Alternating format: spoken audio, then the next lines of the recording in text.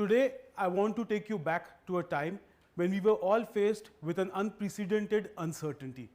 I want to take you back to March 2020, the first part of the lockdown. When we all had a fear of the unknown, there was a lot of uncertainty. We knew that there were going to be certain changes. We knew that the way we do business, the way we live in society is going to change. And we were waiting for all these changes to have an impact on our life.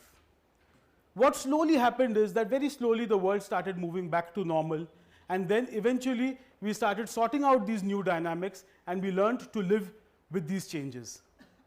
In this whole process, I think we can classify people, especially from a business point of view, we can classify people into three categories. The first, who sailed along and they were able to cope with these changes and they somehow managed. The second, who were overwhelmed and they really could not cope with these changes. And the third were the people who thrived, who excelled, who used this as an opportunity to grow and to achieve something beyond which these adverse circumstances threw at them. I want to talk about this third group of people who grew amidst so much uncertainty. What was it that separated them from the others? And I feel it was their mindset. We knew that change was inevitable. However, growth was optional, and that is the mindset that they adopted. They decided to embrace new opportunities. They decided to learn new skills, and they decided to adopt new technologies. As a businessman, we were also faced with a lot of uncertainty. At that time, there was a mandate that we had to pay full salaries to all our staff. The stores were shut, everything was shut, but yet we had to pay full salaries. We did not know how things would pan out in the next few months. And now to think about it, if I'm faced with such a situation again, how would I deal with it? I would deal with it slightly differently. In the first step, I would first make a list of all these behavioral changes that are taking place.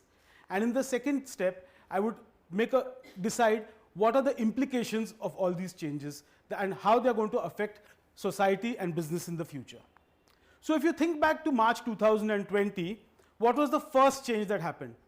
We spent a lot more time at home. And as a result of that, what happened?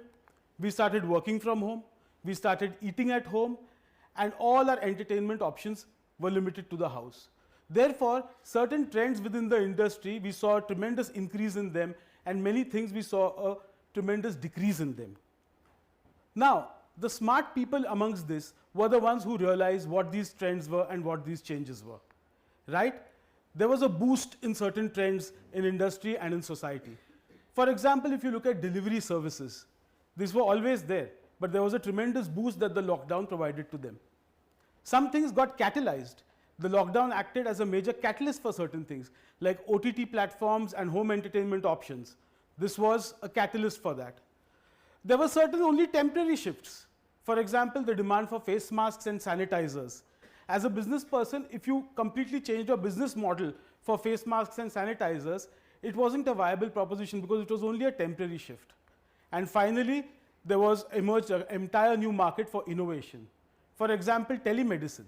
This was a completely innovative new category that we were presented with only because of the lockdown. Therefore, the people who decided to grow, the people who decided to evolve and to embrace these new opportunities were the ones who could sense these things. And as a businessman, this is how I would do it slightly differently from the way I was in the lockdown in the first phase. In the first phase of the lockdown, yes, I did face my share of mental issues also, mental health issues. There was anxiety, there was uncertainty, there was loneliness. However, what did I have? I had the luxury of a lot of time on my hand.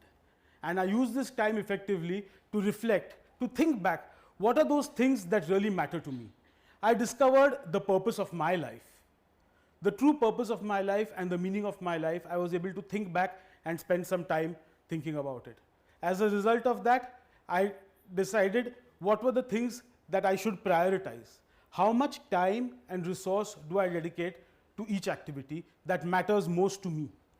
So the things that mattered, I dedicated more time and resources to those, and the things that did not matter too much, I decided to give up on those or to limit my involvement in those things.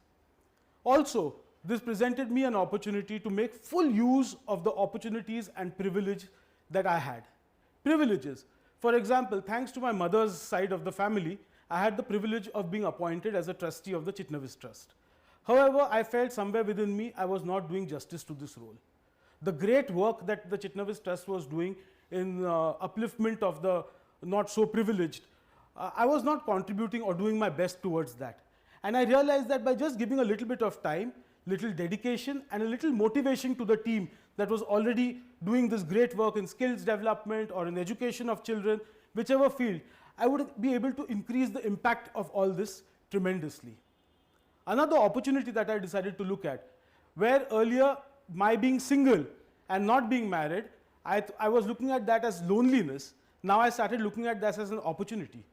I discovered that it frees up my time to move away from marital issues and all the stresses of the home environment and do things that I really enjoy. For example, I was able to dedicate more time for cooking, which I really enjoy. I was able to dedicate time for learning music, which is a passion. Therefore, I decided to make full use of the opportunities and the privileges that I had. And the biggest change was that I decided to see the larger picture. I was able to see the larger picture. I was able to see a life beyond numbers. Yes, my work is very important. Profit and money is extremely important. But I was able to see that there exists a life beyond that. And that is very, very important learning for me. Because earlier, when I was told that, oh, so-and-so, his company has achieved a turnover of 500 crores. So-and-so, his company is valuated at 800 crores and things. I used to feel a sense of loss. I used to feel, oh my God, what am I doing? I'm 45 years of age and I haven't achieved all these things. But now I know that there exists a life beyond numbers. And I measure the success of my life based on the impact that I have on the lives of others. Whether it be the employees, the people who work with me, and they're dedicating so much of their time and efforts towards building the organizations that I lead, I need to have an impact on their lives, or the beneficiaries of the Chitnavis Trust who are coming and investing their time with us. I need to have an impact on that. So today I measure the impact of the success of my life based on the impact that I'm having for others. Fast forward to 2023 or 24, what would be the message that I can learn from this and that I would like to pass on? The first thing being, do not fear change. Let's embrace it. And we can do that by adopting a growth mindset. A growth mindset means we shouldn't limit our set of knowledge, our set of skills, and our capabilities to a static definition. Let's embrace new skills. Let's learn new technologies. Let's see how technology can make an impact in our life. And by doing this, we will be able to grow ourselves and be ready for any kind of situation in the future. The second thing is that you must listen to yourself. What are those things that matter most to you? What do you prioritize? Because by doing that, you will really be able to focus your time, your resources, your energy on the things that matter most, and on things that really don't matter, there is no point getting FOMO about these things and fretting about it. And lastly, I would say that by adopting a growth mindset, you will be stronger for the future. You will be more resilient. So you don't have to fear that, oh, what if this change happens? What if such a situation comes again? You know you are ready to face that change, and you know that you can live in the present without this fear and live life to the fullest right now. Thank you.